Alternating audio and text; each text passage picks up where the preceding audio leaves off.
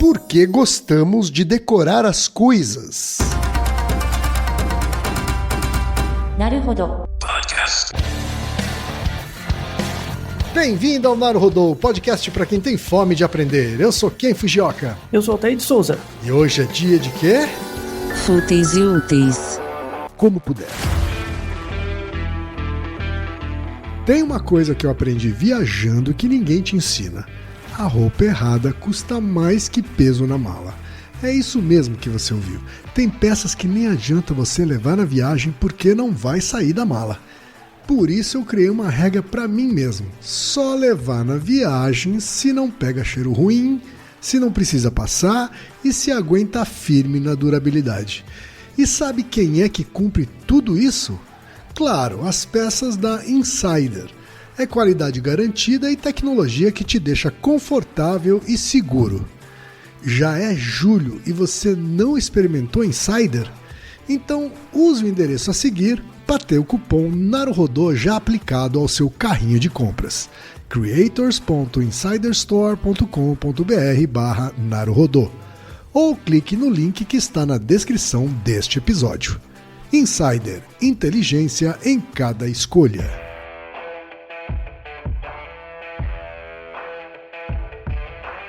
Altair, temos pergunta de ouvinte, mas antes eu preciso avisar nossos ouvintes que eu estou com a voz prejudicada. Vulgo voz de pato rouco. Exatamente, mas para não deixar você sem episódio da semana, vamos gravar mesmo assim, não é isso, Altair? Exatamente. Muito bem. Estamos aqui com o Reginaldo e o Felipe, todos juntos. É isso aí. Suporte. A pergunta veio por e-mail da Raquel Gutierrez, que é psicanalista de São Paulo, capital. E ela diz o seguinte: esses dias me surgiu uma dúvida. Por que enfeitamos as coisas? Desde pequeno eu sempre gostei de decoração de interiores. Costumo passear nas lojas de home decor para olhar os produtos e imaginá-los em minha casa. O meu pai, diferentemente de mim, não faz questão de ter enfeites pela casa, nem mesmo a parede pintada de outra cor. Já a minha mãe gosta de decorar, mas apenas com coisas para suas duas gatas, o que deixa a casa sem espaço para decorações pessoais. Também tenho amigos que não decoram nada referente à própria vida, mas capricham nos enfeites, quando o assunto é uma festa temática ou embalagens de presente. Outros amigos gostam de decorar tudo, desde a casa até o carro, o computador, a bolsa, o cabelo. Me ajudem com essa questão. A ciência explica por que agimos assim? O senso estético, que muitos julgam ter o bom e o brega, tem algo a ver com isso? Obrigada pela atenção e um beijo na bochecha de todos que fazem o Naruhodo acontecer. Eu amo vocês. Olha, Raquel, a gente também ama vocês, Raquel, principalmente quando vocês dizem que amam a gente.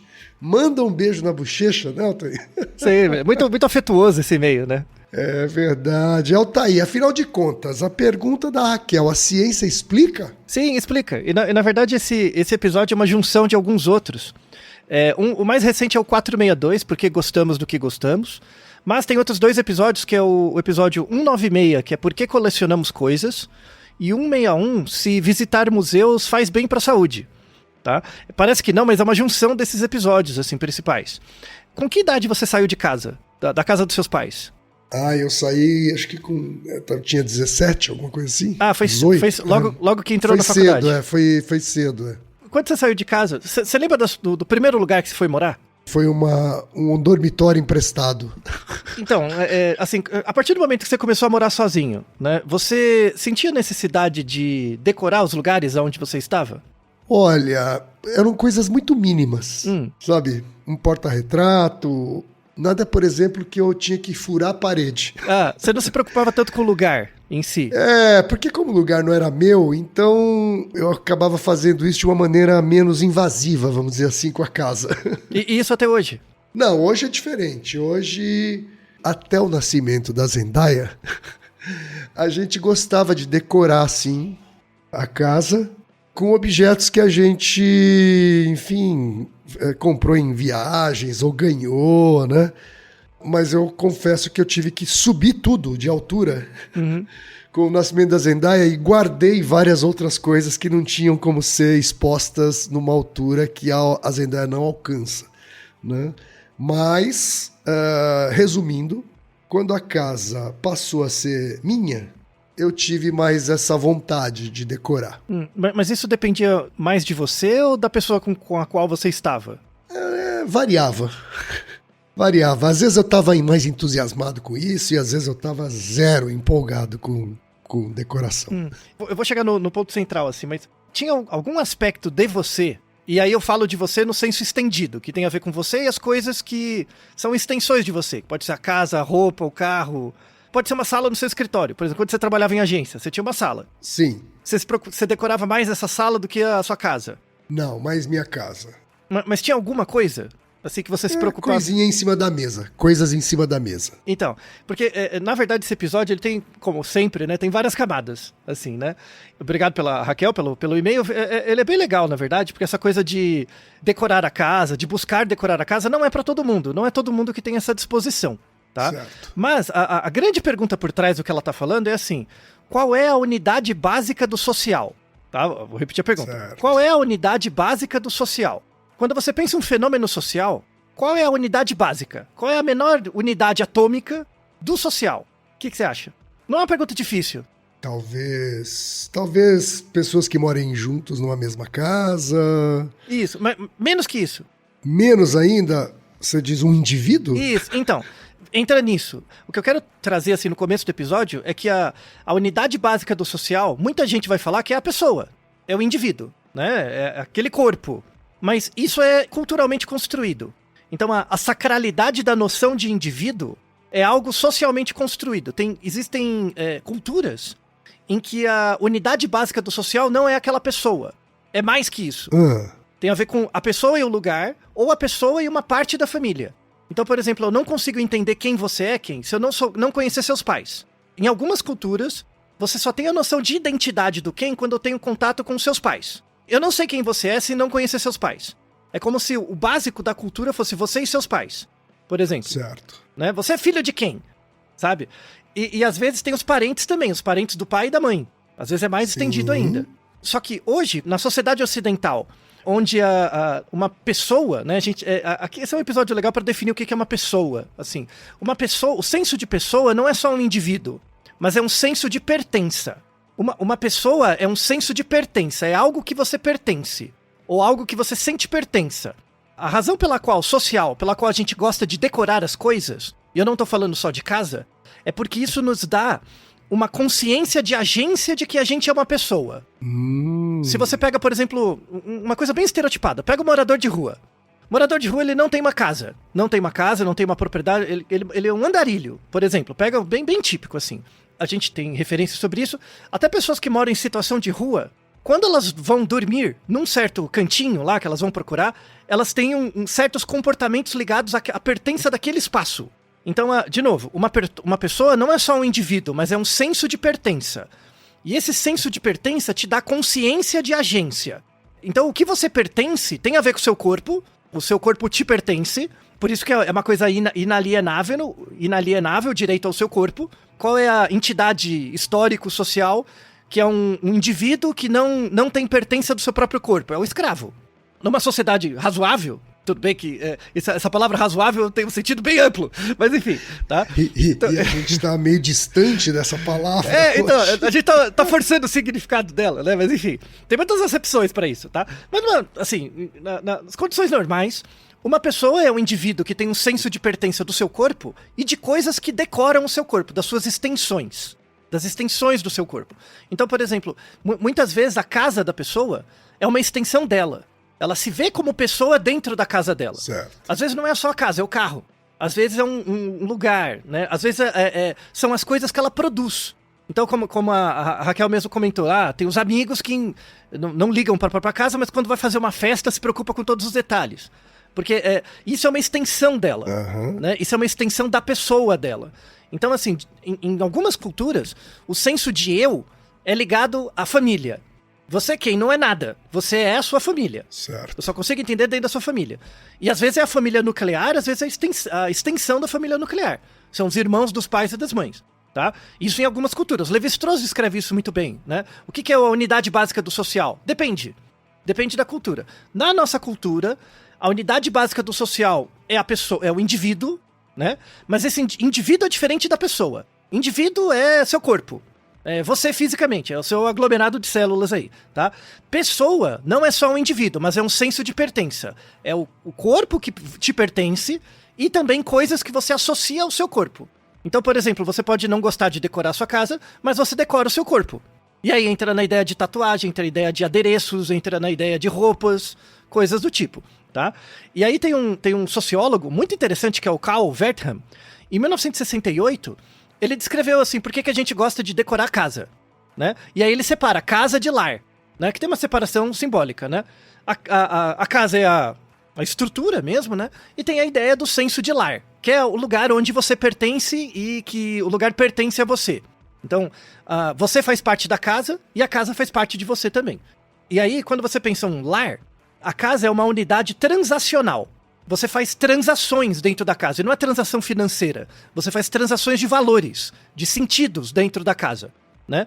Então, a casa é composta de pessoas, né? Você tem os indivíduos que moram na casa, às vezes pode ser um só. Existem processos psicológicos dentro da casa. Então, por exemplo, aí eu conto um caso. Eu morava num lugar maior, e aí, assim, eu resolvi decorar aquele apartamento que eu morava. E aí eu descobri que eu não sou tão ruim de decoração assim. Então eu fiz isso de pintar uma parede, sabe? De ter quadros e coisas assim. Não ficou ruim, sabe? Uhum. Inclusive, uma coisa muito importante que vale como a casa é a iluminação da casa. A maneira como você ilumina, né? Inclusive, tipo, iluminação pro dia e pra noite. Também, né? Muda totalmente o ambiente, assim, né? E, assim, eu não fiz um estudo sistemático disso, mas eu percebi que eu tinha uma certa apreciação estética pra decoração de interiores, assim. Que é uma coisa que eu não sabia que eu tinha, mas eu tenho, né? Hoje eu assumo que eu tenho, né? E aí, todos os lugares que eu moro, até hoje, eu tenho muitas coisas, né? Tem sempre muitas coisas, assim. Né? Na minha casa vem muito pouca gente, mas a minha casa representa eu mesmo. Certo. É uma representação mesmo da minha cabeça, porque eu passo muito tempo nela, né? É engraçado, tem muitas coisas, assim, muitas, né? Não é que é bagunçado, é que tem muitos objetos mesmo. E aí tem coisas de viagem, tem coisas que é presente, várias coisas. Eu sinto claramente que a minha casa é uma extensão da minha pessoa. Eu me reconheço várias vezes, às vezes eu olho pra alguma coisa, é verdade, tem isso. Sabe, é como se me rememorasse, pistas externas mesmo. É interessante. Então, as decorações têm representações também, né? Pra mim, pelo menos, né? Isso quem fala muito é o Jung, né? Então ele fala que muitas vezes objetos, não só a casa, mas pode ser objetos que você tem, ou as suas roupas, ou coisas do tipo, são uma imagem da sua psique. O jeito como você funciona, sua casa tem uma certa paridade com o jeito como você funciona. Só que isso não acontece pra todo mundo. E na sociedade mediada pelo mercado que a gente tem hoje não funciona tão bem. Porque tem cada vez mais pessoas com menos direito à propriedade da casa, né? Tem muito mais gente vivendo de aluguel. E o aluguel dá uma quebrada nisso, nessa representação do senso de pertença como a casa. Nesse sentido, então, isso é interessante de refletir, como cada vez menos pessoas têm direito à casa própria hoje, o conceito de pessoa como senso de pertença da casa está mudando. O conceito de pessoa. O conceito de pessoa parece que está mudando. Por quê? Pessoa não é só um indivíduo, é um senso de pertença. Então, o primeiro senso, você tem propriedade do seu corpo e de coisas relacionadas ao seu corpo, né? De outros objetos que são extensões do seu corpo. Você pode ter um relógio que você se identifica, você pode ter um chapéu, você pode ter roupas, coisas do tipo. E a casa pode ser um desses adereços. Quanto menor o acesso à casa própria, menos pessoas sentem possibilidade de ter como senso de pertença a casa. Isso reduz o espectro de percepção da pessoa, do indivíduo, como uma pessoa. Ela tem menos espaço de reflexão, de expressão dela mesma. Tá? É uma limitação. É como se, por exemplo, imagina que na nossa sociedade é proibido usar saia. Por alguma razão, é proibido, não pode mais usar saia. Então você tem limitada essa capacidade de expressão, de usar saias, que você poderia usar, até ficar bem com elas, mas você poda você mesmo, tá? Então a casa, né, ela, como unidade transacional, ela tem as pessoas que moram nas casas, tem uma ideia de tempo, o tempo dentro da casa e fora pode ser diferente, né? De novo, é para algumas pessoas. Então, por exemplo, a Raquel comentou do pai dela que não faz questão de ter nenhum enfeite na casa, né? Para ele não importa. Então, a noção de tempo para ele não deve ser a mesma para ela dentro da casa. Então, quando você está dentro de casa, o tempo passa diferente de quando você está fora, né? Para outras pessoas, tanto faz. Para outras pessoas, por exemplo, ir no parque. Eu vou no parque toda semana e aquele parque, a minha noção de tempo é diferente, né? Então, o que constitui aquela pessoa como pessoa é estar naquele parque, entende? Então não precisa ser apenas a casa, né? Mas tem que ter algo que é uma propriedade daquele indivíduo. Tem um texto fantástico de 2021 que é chamado Geografia do Conforto. É um texto de um geógrafo sobre casas. Pertença de coisas, assim, né? Não é nem um texto de arquitetura, não é nem um texto de sociologia, geografia mesmo. A geografia do conforto. Que massa. Fantástico, né? De 2021. Pô, isso aí é bacana demais, né? Então a casa tem a noção de pessoa, tem a noção de tempo, né? Por exemplo, dentro da sua casa, você pode ter tempos que são lineares e tempos que são cíclicos. Por exemplo, imagina que você almoça e janta dentro da casa. Almoçar e jantar marca o tempo. Você tem ciclos que você faz dentro da sua casa, que fora da casa você não faria. Por exemplo, tem coisas que são lineares que tem a ver com a passagem do tempo mesmo. E tem uma questão ligada ao ambiente. Se a casa é grande ou pequena, se tem móveis, quais os tipos de móvel, se tem um andar ou outro, né? Isso diz respeito às características da casa. E aí a gente volta no episódio 462, do Porquê Gostamos Como Gostamos, que eu falo muito do Pierre Bourdieu. Tem uma frase do Bourdieu que se aplica totalmente a esse caso, que é a seguinte: o gosto classifica e classifica o classificador. Então, se você gosta de uma certa coisa na sua casa, isso tem a ver com o seu gosto, mas o fato de você ter aquele objeto também te classifica, porque te dá acesso social a algumas coisas. Então, se na sua casa você tem uma obra de arte de um artista, e genuinamente você gosta desse artista, o artista também te classifica, porque você é capaz de fazer parte do grupo de pessoas que tem uma obra de arte em casa. Certo. Entende? Tá? Então, tudo que você gosta também te dá acesso a coisas. Percebe que é uma coisa transacional? Né? Entendi. Por que esse nome? Você dá e recebe, né? Isso gera agência em você. Então, por exemplo, se eu tenho uma obra de arte em casa, famosa, né? Isso me dá acesso a lugares que têm outras obras e me dá acesso a grupos de pessoas que também têm. Percebe? Então, é sempre uma coisa transacional. Aí eu volto na primeira pergunta. Qual é a unidade básica do social? Não é só você sozinho. Você não é isolado do contexto, no mundo, né? Isso é importante também. Então, a maneira como você decora a casa tem a ver com você, uma parte, mas tem a ver com o que você pertence socialmente, né? Tem a ver com o que te classifica também, tá? E aí, uma frase clássica, né, que fala: você é o que você consegue acessar. Você é o que você consegue acessar, tá? E aí para trazer um contraponto, porque, por exemplo, tem muita gente que gosta de decoração. Assim, vê até tem programas de TV de decoração, sabe? É uma coisa que ficou, digamos, mais popular, inclusive, nos últimos anos, né? Eu acho que isso aconteceu com a decoração e aconteceu também com a gastronomia, né? Com a culinária, né? Que um monte de programa também de cozinha, mais ainda do que de decoração, mas as duas sofreram esse fenômeno. E aí isso se liga muito com o nosso episódio 161 sobre museus, que a gente fala do Schopenhauer, né? O mundo como vontade e representação, e dos sensos de Bellow, né? Certo. Você tem a noção de estimulante e a noção de sublime. Então, por exemplo, quando você gosta de culinária é uma coisa que você vê, né? Mas dá para algumas pessoas, a pessoa vê porque ela quer fazer também. Então, eu acho bonito, entre aspas, ou legal, porque é estimulante. Me obriga a fazer também. Eu quero fazer o mesmo macarrão que a pessoa fez. Ou eu quero ir no lugar que o restaurante da pessoa que ganhou. Alguma coisa assim, tá? Certo. Então é um senso de belo que gera movimento, né? Que gera acesso, que vira um mercado, né? Na verdade, um marketing, vira uma propaganda. Então você tem, voltando lá no Schopenhauer, né? Você tem a noção de belo. O belo é aquilo que você olha e acha bonito. Quando você vê um quadro, você vê um padrão, você vê uma estrutura, fala, bonito. O estimulante é aquilo que você viu, legal, eu quero fazer também, né? Então te move, não é uma coisa parada, é uma coisa dinâmica, né? Uma coisa ativa. E você tem a noção do sublime. A noção do sublime é uma coisa que você paralisa, mas te dá contato com a sua finitude, com o infinito. O que o Schopenhauer dá como exemplo é você olhar para o céu estrelado. Você observa a sua insignificância. Então, geralmente, quando você pensa na sua casa, né, ou nessa extensão do que você chama como pessoa, em geral, você usa coisas belas ou estimulantes. O sublime é algo muito mais difícil, assim. Em geral, às vezes na sua casa você tem coisas que te ligam ao sublime. Às vezes você tem que a gente chama de relicário. Uma coisa muito cara pra você, que toda vez você olha, você lembra de alguma coisa. Isso te conecta com o sublime, sabe? Mas não é todo mundo que coloca isso. E aí é interessante porque quando você vê esses programas de decoração de casa, ou mesmo de culinária, né? Os programas de decoração, eles são mais da lógica do belo.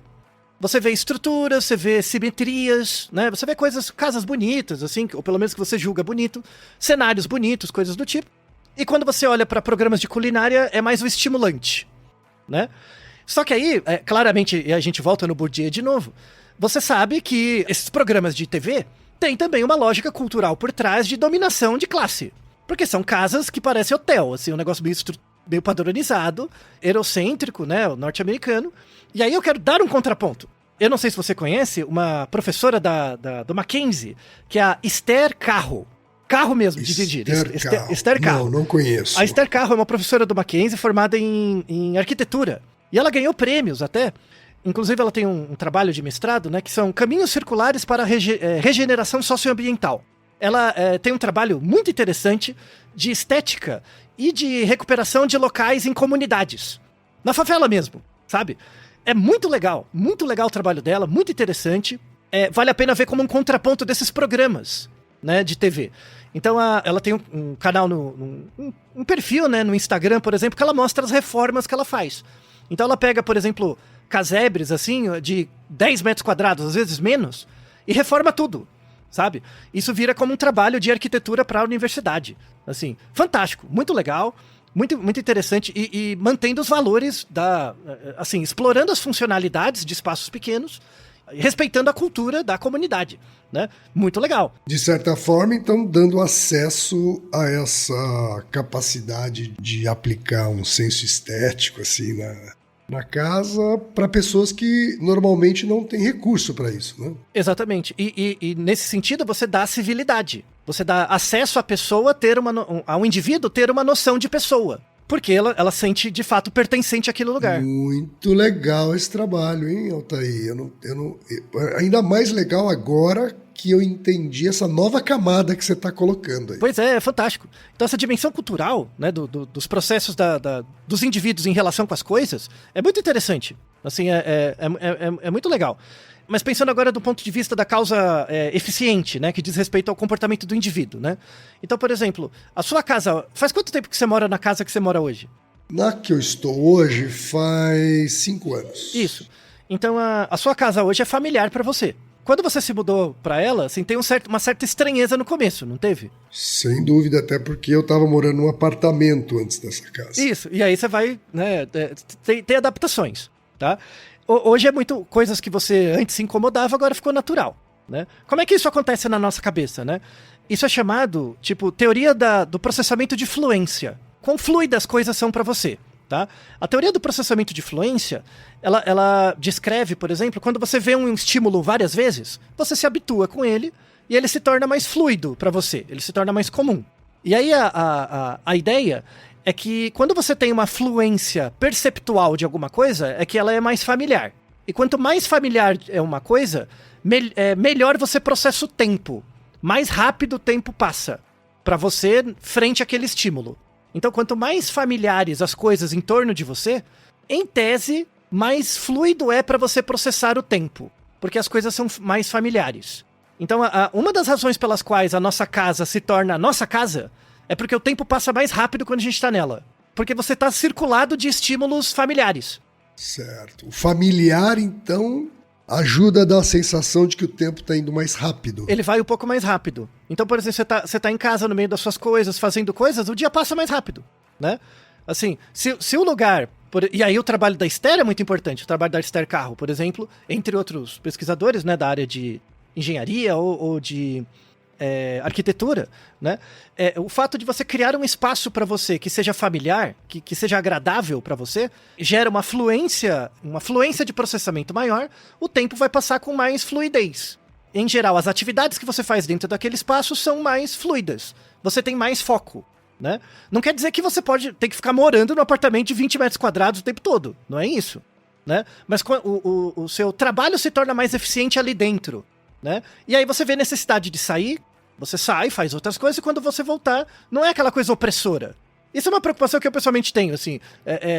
Eu nunca morei em lugares muito grandes, mas eu tento deixar o máximo possível um lugar pouco opressor pra mim, sabe? Então ele é bem funcional pra mim, assim, e ele funciona bem nisso, né? Então eu não me importo de passar muito tempo nele. Claro que, assim, você tem que sair, eu me obrigo a sair, fazer coisas, mas estar na minha casa pra mim é sempre bom, assim, não é ruim, tá? Eu acho que a Raquel concorda comigo em relação às coisas dela, tá? Mas, de novo, tem pessoas que não se preocupam com a casa delas, física, não é o problema, não é o que torna ela pessoa, tá? Certo. Mas tem que ter algo que você tenha pertença que te torne pessoa, isso tem que ter. Se você não tem nada, temos algum problema, seja, não necessariamente com você, mas temos algum problema de contexto, tá? Então, por exemplo, imagina, você não liga muito pra sua casa para decoração, mas você gosta de usar certas roupas. Você presta atenção em algumas roupas que você usa. Isso é o seu senso de pertença, né? É o que te define como pessoa. Ou você gosta de ir em alguns lugares, ou fazer algumas atividades, né? Isso também tem a ver com o seu senso de pertença. Isso tem que ser cultivado, né? Para que você tenha representações da sua projeção no mundo, tá? Que você se sinta representado no mundo. Senão você cai em anomia. Então, a pessoa que não tem... o indivíduo, né, que não tem nenhum senso de pertença para além do corpo dele, é uma pessoa que cai em anomia social. Ela não se sente representada socialmente, né? Isso gera depressão, já dizia o Durkheim. E é um fenômeno cada vez mais atual. Verdade seja dita, sobretudo por causa da desigualdade. E aqui a gente entra num ponto fantástico, né, que o próprio Karl Wertham, né, em 1968, que ele escreve um livro sobre a noção de casa e de lar e tal, ele coloca um termo muito interessante, que os móveis são uma espécie de roupa para algumas pessoas. Então tem pessoas que não ligam para a roupa que usam, mas ligam para os móveis da casa, sabe? Você conheceu pessoas assim que se preocupam com a organização dos móveis ou com um tipo de móvel, a usabilidade do móvel, sabe? Isso é como se fosse a extensão dela, é a roupa dela, é a maneira como ela quer se apresentar, sabe? Tem pessoas... E aí eu vou fazer até uma recomendação de um filme recente. O filme não trata sobre isso, mas ele tem isso. Que é um filme agora de 2026 chamado O Convite. Você já ouviu falar desse filme? Eu ouvi falar assim, é um filme recente, né? Isso, super recente. É um filme simples, assim, deve ter sido muito barato, tá? Porque o filme passa todo numa casa, e assim, sem spoiler, é um casal que vive numa casa que recebe a visita de outro casal. É isso. O filme inteiro é isso. Os diálogos são sublimes. Assim, os diálogos são excelentes, é muito legal. É interessante que o casal, né? O casal que mora naquela casa, que recebe os visitantes, né? Um deles não liga pra casa, né? Não tem muita ligação com a casa, e o outro, cônjuge, se preocupou muito em decorar a casa. Tem uma preocupação, lembra dos tapetes, das coisas da casa. É muito interessante reparar isso. E aí fica como exercício, né? Pra quem quiser ver esse filme, eu já fio, como é estruturado o senso de pessoa de cada um dos cônjuges, né? São duas pessoas que moram na mesma casa. Uma delas não liga pra decoração, é mais ligado à música, mas nem toca instrumentos, e a outra pessoa é ligada à casa. Toda a decoração é bem pensada e coisas do tipo. Isso confere a ela certas noções de pessoa, tá? Certas estruturas de pensamento mesmo. É muito interessante. E tem a ver com esse texto do Karl Wertham. Tanto é que você pode ver que o processamento de fluência de cada uma das pessoas é diferente. Uma delas, quando tá em casa, é muito fluido. O tempo pra ela parece que passa muito fácil, porque tudo na casa é conhecido. Pra outra não, é meio travado. Aqui a gente entra numa discussão bem importante, moderna, inclusive, que a gente fala, né? E isso é bem da sociologia, assim. A ideia de design... Depois vai ter um outro episódio sobre design especificamente, tá? Design pode ser ligado à arte, design tem uma questão formal mesmo, matemática, física e tal. Tem várias camadas. Mas a ideia é que o design de interiores de casas, em geral, torna os lugares mais estéticos e mais funcionais. E aí tem evidência que isso melhora a sua saúde. Porque você fica no lugar mais fluido. Chega a ter essa influência. Isso a gente explora bastante no episódio 161, porque os museus têm esse papel também, né? Gera uma sensação de bem-estar e tal, né? Mas as casas bem decoradas, ou pelo menos decoradas no gosto da pessoa, é legal, ajuda muito, né? De novo, reforça o trabalho da Esther Carro, que é muito interessante. Então, pega até um trabalho precarizado, né? Você trabalha como entregador, e você trabalha por várias horas, e ainda você volta num lugar que não tem nada de representação com a sua pessoa, é muito opressor. Extremamente opressor. Claro que você vai ficar imediatista. Isso é meio triste, é muito complicado, assim. E tem aparecido muitos trabalhos atualmente sobre um tipo de arquitetura mais militante. Arquitetura para dar um senso de propriedade, né? Para criar a pessoa a partir do indivíduo, tornando o indivíduo conectado com aquele espaço. Essa é uma discussão importante, eu quero ressaltar isso. Uma pessoa não é só um indivíduo, mas é um senso de pertença. Todos nós somos indivíduos. Mas você se torna pessoa a partir do momento que você pertence a alguma coisa e alguma coisa te pertence. E a tendência da sociedade desigual hoje é tirar tudo de você. Até o seu corpo. Qual é o nome disso? Escravidão. Tá? Quando você não tem pertença de nada. E aí o fenômeno atual hoje, e isso pega totalmente na sua área, que é a relação entre o usership e o ownership. Usership vem de use, que é uso de coisas, versus a propriedade de coisas. Essa é uma discussão super moderna. E aí tem até a ver com aí me toca pessoalmente, porque eu jogo videogame, né? E aí teve uma iniciativa claramente de negócio da Sony, né, do PlayStation, por exemplo, que eles acabaram, assim, eles vão falar que ano que vem, eles vão acabar com as mídias físicas. Não vai ter mais CD de jogos. Vai ser tudo online. Você não pode mais comprar jogos na loja. Você vai comprar online, tá? E aí, quando você aperta o botão aceito e tem as letras pequenas, nas letras pequenas dos direitos, eles dizem assim, que você não tem o jogo, você tem o direito ao acesso dele. Vai acabar agora em 2027, né? E o povo tá dando um auê, e com razão, tem que causar mesmo, né? Mas isso é uma tendência geral, pensa músicas, né? Antes você tinha um CD, agora você paga um acesso a milhões de músicas. Então, por exemplo, você podia ter uma coleção de CDs, ou de DVDs. Eu tinha. Então. Só que agora você paga uma quantia relativamente baixa para ter acesso a todas as músicas. Só que se você parar de pagar, você automaticamente perde. Entende? Então, essa é uma discussão super moderna entre o ter coisas, né, ter o acesso a coisas e a propriedade das coisas. Né? E aí, voltamos na premissa do episódio. Então, quanto mais posse de coisas você tem, quanto mais uso de coisas você tem, menos posse delas você tem. E quanto menos posse, menos pessoa você se torna. Porque, na verdade, você pertence a cada vez menos coisas. E aí, como é que eles vendem essa ideologia? Como sendo liberdade. Você é livre. Você é livre para pagar, sei lá, R$40 por mês e ter acesso a todos os filmes. Isso é uma pilhéria, é uma mentira, né? É um engodo, sabe? Porque você chamar isso de liberdade é muita sacanagem. Vocês que fazem isso, o que eu vou fazer, né? Geografia do conforto, 2021, texto foda, né? Então, percebe? Então, parece, dá aquela sensação, veja como é ambíguo, gente, Ken. Dá aquela sensação que o mundo tá ficando cada vez mais minimalista, né? Quando você olha de fora, pensa, por exemplo, quando você trabalhava com 20, 25 anos. Pensa a sua mesa. Sua mesa tinha muitas coisas. Máquina de escrever, tinha vários tipos de coisas, porque era tudo analógico, né? Conforme foi vindo o computador, foi aglutinando funções, então foi tirando tudo, né? Hoje a sua mesa é um computador e olhe lá, não precisa nem de papel, nem de caneta, tá? A sua mesa é só um computador e uma tela, né? No máximo uma tela extra, tá? Só que o que acontece? Você tem cada vez posse de menos coisas, então dá uma sensação de minimalismo, né? Só que, na verdade, a posse das coisas está sendo tirado de você. Você está tendo acesso às coisas, porque tudo está se tornando virtual, né? E como tudo está se tornando virtual, tem o retorno disso. Você perde a propriedade de você mesmo. A única coisa que você vai ter propriedade, olhe lá, é o seu próprio corpo. Na verdade, você está homogeneizando. E aí, esse texto do Geografia do Conforto é fantástico. Você está homogeneizando a cultura.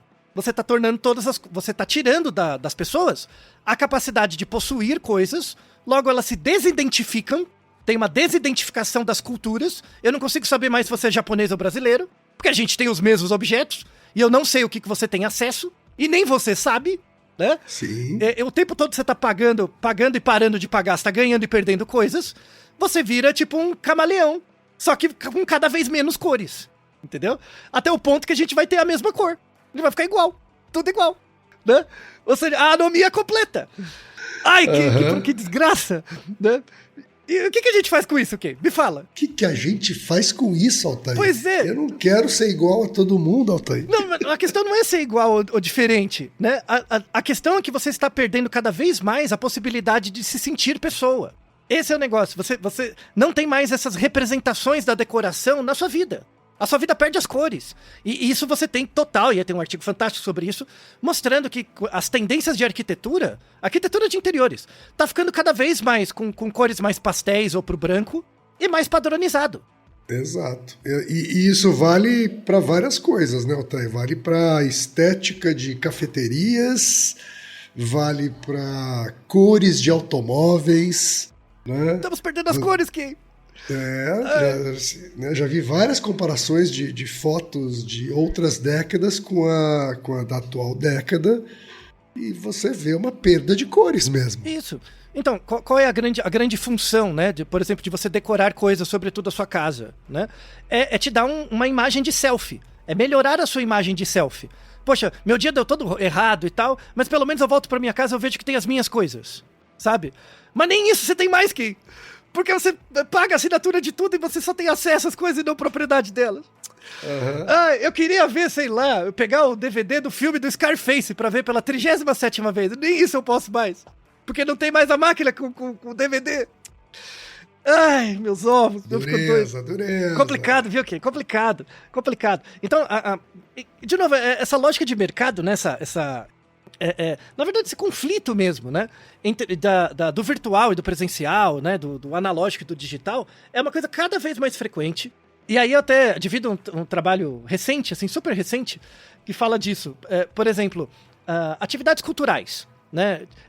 Estamos mais ou menos na época da festa junina, né? A festa junina passou, mas estamos aí. Quando você pensa em festa junina, o que você lembra? O que vem a primeira coisa? De decoração. Bandeirinhas coloridas. Isso, muito bem, bandeirinhas, né? Tem um gaiato que começou a verificar a frequência de uso de bandeirinhas. Tá diminuindo. É mesmo? Ele começou a contar isso nas festas? Contagem. Assim, vai tirando fotos dos mesmos lugares todos os anos, vai contando as bandeirinhas. Tá diminuindo. Cada vez mais, sistematicamente tá diminuindo as bandeirinhas. Certo. Ou seja, as bandeirinhas ou estão ficando virtuais, ou as pessoas não se importam mais, né? Pode ser que no futuro só tenha uma bandeira. Só pra marcar que é hoje, sabe? Isso, Ai, olha que horrível que essa pasteurização das coisas. Sim. E aí, como a gente não tem mais posse das coisas, só acesso a elas, e esse acesso é mediado por alguém, e é alguém que é da sua área, que quer, na verdade, padronizar tudo pra reduzir custo, fudeu, entendeu? Todo mundo fica igual. O cara que quer reduzir custo não necessariamente é da minha área, viu? Mas todos são. Não, no fundo cai sempre nos stakeholders. Geralmente é no financeiro mesmo. Os stakeholders. Sempre cai em alguma agência. Que desgraça. Eu fico... Ok, isso não te deixa bolado? Eu fico desgraçado da cabeça com isso, é verdade. Poxa. Eu já não faço mais parte disso. Mas você tem que lutar de dentro, tem que encher o saco dos seus amigos. Poxa, nem pra encher o saco deles. Então, tem outras prioridades agora. Ai, droga. Eu sempre lembro da frase do Bourdieu. O gosto classifica e classifica o classificador. Se todo mundo começa a ter o mesmo gosto, todo mundo se classifica como sendo a mesma coisa, né? Só que isso é falacioso. Isso é falacioso, porque a gente não é igual. A gente é igual na diferença, né? E aí me lembra muito dos tipos de processo antropológico, por exemplo, né? Que no passado... E aí, por exemplo, se você pega no começo do século... Se bem que hoje existe igual. Não é igual, mas é parecido. Você pega lá no século XIX, os processos sociais eram muito, muito separados pela falta, né? Então, eu tenho, você não tem. Eu sou branco, você não é. Né? Então eles viam muito, na lógica racista mesmo, do século XIX, né? O negro era a ausência do branco, né? Faltava alguma coisa, né? Você não é isso. Logo você não pertence, porque você não é. Depois a discussão avançou um pouco, aí virou a ausência. Você é a ausência de alguma coisa, né? Então não é mais uma coisa de cor, mas você não tem a família, você não tem os dotes, os traços. Numa sociedade mais inclusiva, que esperaríamos hoje, seria uma sociedade que não é baseada nem na falta nem na ausência. Não te falta nada e você não é ausente de nada. Você é só diferente de mim. Então, você não... Eu pelo menos me sinto assim em relação a você, tá aqui, não precisa reciprocar, tá? Mas assim, eu não sinto que me falta nada em relação a você e eu não me sinto ausente em relação a nada a você. Mas eu me sinto diferente. E tá tudo bem, somos diferentes, né? Então, numa sociedade pautada pela diferença, quais são os limites? Os limites são os maiores possíveis. Se eu entendo as diferenças, o meu mundo interno se torna maior. Mas porque você possui coisas como pessoa que eu não possuo.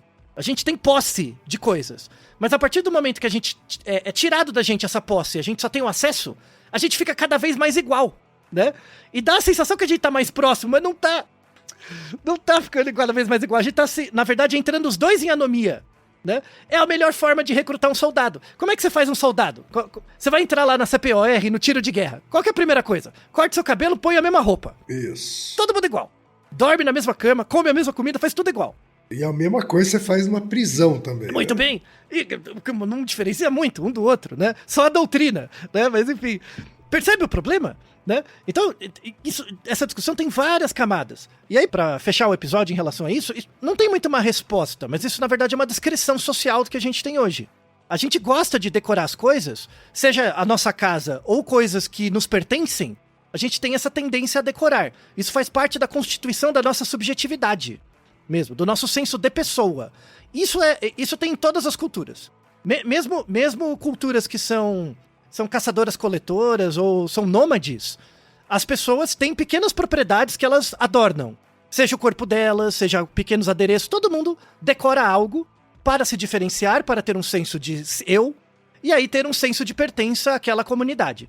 Então, eu pertenço a essa comunidade porque eu tenho diferenças em relação a você, e mesmo assim a gente tá junto, sabe? Eu sou diferente em relação a você, mas mesmo assim fazendo parte do mesmo grupo. Eu reconheço a diferença, você reconhece a minha.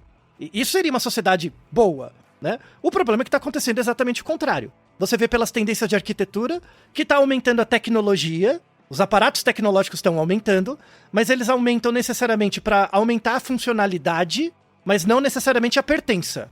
Não se tem respeito, por exemplo, às questões culturais de cada região. É só funcional, né? Vira uma coisa... E aí é a tendência da tecnologia. É só pensar aquela metáfora. Uma mesa nos anos 80, uma mesa hoje. Tem cada vez menos objetos. Sim. Não é que os objetos estão sumindo, eles estão sendo aglutinados. Só que tá todo mundo tendo as mesmas mesas. Quer dizer, a função dos objetos, né, tá sendo aglutinada. Isso. Mas aí a gente perde, por exemplo, a nossa diferenciação entre pessoas. O efeito social disso é a anomia. Você perde a sua identificação. Isso é chamado desidentificação. Antes, eu me lembro, inclusive, um pensamento lateral aqui. À vontade.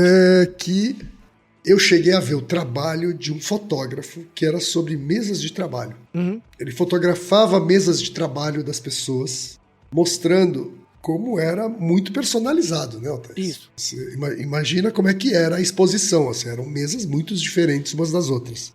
E hoje, se você tirar foto de mesa, vai ser tudo igual, né? Vai ser aquela mesa branca um computador com um laptop no meio. Então, vira aquelas... Por isso que você tem um monte daquele... não é coffee shop. É, os coworking, isso, né? Cowork. O cowork é exatamente isso, né? Sim. Te dá essa ilusão de liberdade que você pode trabalhar em qualquer lugar, mas na verdade você pode trabalhar por qualquer lugar, porque qualquer lugar é qualquer lugar. Você não tem mais pertença de nada, você só tem o acesso àquele lugar, sabe? A única coisa que, olhe lá de novo, você tem pertença ao seu corpo. E aí tem o Foucault falando lá o Foucault fala muito disso, né? Do efeito das relações entre saúde e poder, né? Você só tem propriedade do seu corpo enquanto ele é saudável o suficiente para produzir. Quando ele parar de produzir, nem isso você tem propriedade mais. Olha que droga! Né?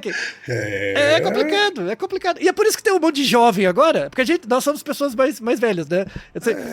Eu sou, você que tá chegando lá. Então, mas o povo mais jovem, que tem 20 anos hoje, tá tudo coringando. Claro que vai estar coringando. Não tem porquê, você não tem propriedade porra nenhuma, né? Você já nasce numa sociedade tecnológica que nada te pertence, tudo é mediado pelo acesso a algo, né? E de novo, você é o que você consegue acessar. O acesso à posse, não o acesso, mas o acesso à posse ficou cada vez mais caro também. Obviamente, né? E mostra a desigualdade cada vez maior, né? E essa seletividade. O episódio 462, você nem é capaz de gostar de ter a posse. Você ouve muita gente falando isso. Ah, não, é bom não ter, né? Porque aí eu só tenho acesso, fica mais prático. Isso, que aí não tem a dor de cabeça. Isso, essa lorota. Mas a verdade é que a gente está vivendo a primeira geração que provavelmente vai ser mais pobre do que as gerações anteriores, né? A Bia já se configura, tá? Assim, tem um episódio de transfuga de classe, mas a Bia já se configura, já é uma tendência de uma geração e meia pra frente, né? Isso é tema para outro episódio. Isso não é necessariamente ruim. Não é necessariamente ruim, tá? Verdade. Você ter um poder de consumo menor do que os seus pais não é necessariamente ruim se você tem um uso mais eficaz disso E se você parar de pensar, por exemplo, em evolução como progresso, né? Eu evoluí porque eu tenho mais. Sabe essa coisa de crescer, crescer, crescer, como se fosse um câncer? Às vezes você tem um padrão de vida um pouco mais estoico, e se todo mundo tiver isso, a noção de valores, de pertenças muda. Sim, o problema é que não é bem isso, né, que acontece. Exatamente. Ao mesmo tempo em que as pessoas diminuem o acesso para elas, você tem uma concentração de renda e patrimônio. Pois né? é. Então, ela tá indo na direção oposta, na verdade. Que droga, né? Que droga. Só pra não fechar um episódio muito bad vibes, que a gente já tá acostumado a fechar vários bad vibes, né? Mas eu espero que tenha respondido a pergunta da Raquel, ainda mais para ela ser psicanalista, que tem essas camadas simbólicas e tal. E ficam, de novo, duas definições muito importantes. A pessoa não é só um indivíduo, mas é um senso de pertença.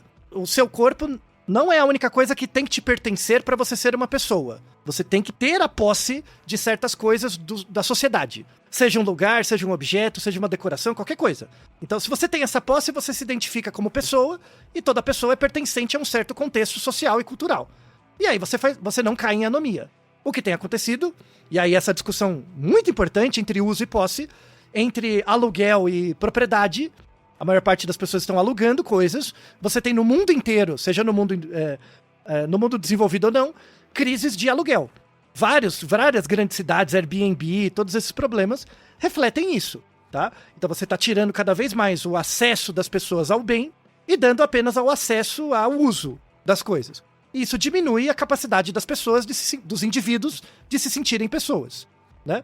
Vai gerar desidentificação, você está criando basicamente treinamento para soldado open bar, tá? Que é basicamente isso que fazem todos os soldados em qualquer CPOR, tiro de guerra, coisas do tipo, tá? É a mesma coisa. Pode fazer essa mesma analogia porque é válida. Mas, assim, para deixar um pouco mais leve, eu fiz uma pesquisa, também, e aí tem uma área muito recente, assim, razoavelmente recente, que é chamado neuroarquitetura. Já ouviu falar da neuroarquitetura? Não. Né? Eles botam o nome de neuro e tudo agora, né? Então parece meio tilelê, né? Agora, então, né? Porque eles falam que se colocar neuro deve cobrar mais. Né? É bom, exato. Né? Mas assim, a neuroarquitetura são o estudo da psicologia cognitiva, da psicologia da percepção, para melhorar a usabilidade, a percepção e a estética das pessoas dentro de casas, lares, estruturas. E aí tem um livro sobre neuroarquitetura que é muito interessante, né? É muito interessante. E aí eu fiz uma seleção. Caso você queira fazer alguma reforma na sua casa, coisas que você não deveria fazer, ou pode fazer. Por exemplo, uma coisa que é interessante, imagina no quarto tem a cama, né? Em geral você encosta a cama na parede, né? E tem uma cabeceira, ou não. Nunca coloque uma prateleira em cima da sua cama, tá? Tem trabalhos que mostram isso. Quando você dorme assim com uma prateleira por cima, sim, você tá criando um acidente em potencial pra você mesmo, né? Pode cair qualquer coisa de lá, tá? Verdade. E você pode bater a cabeça na prateleira. Você pode até regular a altura pra ficar mais alta, mas mesmo assim tem coisas caem, né? Se balança. Então não é recomendado. E se você olhar fotos de decoração, tem direto prateleira em cima da cama, tá? Então, sabe aquela coisa que parece bonito quando você vê, mas não funciona? É isso. Isso é uma das coisas. Não põe nada em cima da sua cabeça quando você estiver dormindo, tá? Nada. Tem alguns canais de arquitetos que fazem esses vídeos, assim, de 5 coisas que todo arquiteto gosta, mas pra quem mora é uma porcaria. Isso. Essa é uma delas, tá? Por exemplo, o pé direito muda completamente a percepção de um recinto. Se o teto é mais alto, muda completamente a percepção, mesmo quando o lugar é pequeno, né? Então, lugares com teto mais alto realmente tem uma vantagem, assim, tá? Tanto de implementação quanto de uso do espaço, né? E aquela coisa sobre, você prefere luz amarela ou branca, sabe? Então, isso também não... há controvérsias. Depende do ambiente, né? A luz amarela ou branca, mas mais importante do que a luz é o ângulo dessa luz. Então, se você coloca uma luz com um ângulo muito aberto, um ângulo obtuso, maior que 90 graus, ilumina mais, seja amarela ou verde, ou branca, tá? Mas se você quer fazer uma iluminação mais intimista, você tem que fazer com um ângulo agudo, menor de 90 graus, né? Com foco mesmo. E um foco em certos pontos, tá? Então, essas são dicas simples, tá? E às vezes esses bocais de luz, né, que direcionam, são mais baratos do que um lustre. Dicas do designer de interiores Altair de Souza. Design de interiores, pois é, quem diria, né? Mas funciona bem. E essa dica de poder pegar o mesmo ambiente e ter 2 esquemas de iluminação pro dia e pra noite funciona bem e não é tão caro, tá? Vale a pena. Tá? Então, você não precisa fazer, mas né, tem umas referências. Eu até coloquei um link com uma referência de coisas de decoração para quem tiver interesse. Tá? Fica a dica aqui. Mas perceba essas camadas, tá? Da questão da decoração e tente se preocupar. E acho que a pergunta final do episódio acho que ficou muito clara a diferença entre indivíduo e pessoa. Né? Todos nós somos indivíduos, beleza, isso é fácil de descobrir. Mas que pessoa você é hoje? Né? Você sente que você pertence a quê? Ou que coisas te pertencem? E esse senso de pessoa que você tem foi mudando ao longo do tempo? Essa reflexão você tem que fazer, sabe? E se você não tá contente com isso, tente ter posse de coisas que configurem a sua pessoa de uma forma que você goste mais.